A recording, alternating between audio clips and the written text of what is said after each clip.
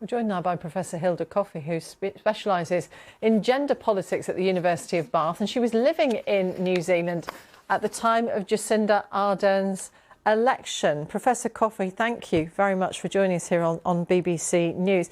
What did you make of the way she made this announcement, and to what extent was it in keeping with the way she's governed?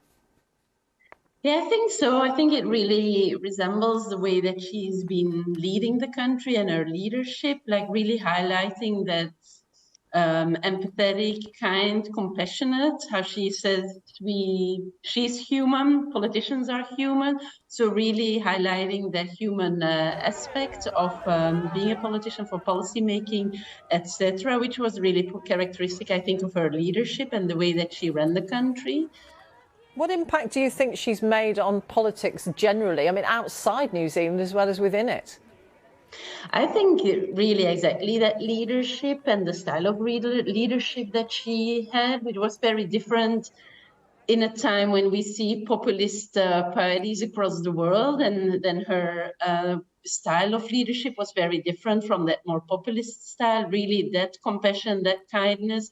When asked how she would like to be remembered as a leader, she also highlighted that as someone who always had tried to be kind.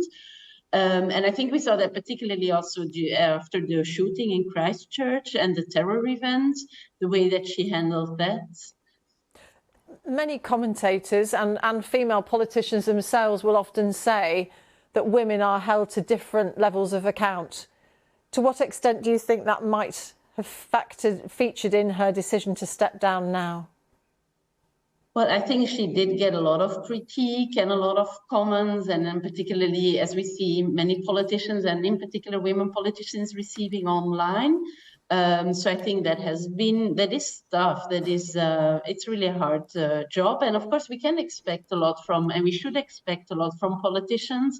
But the way that it is often said online is not that kind and friendly.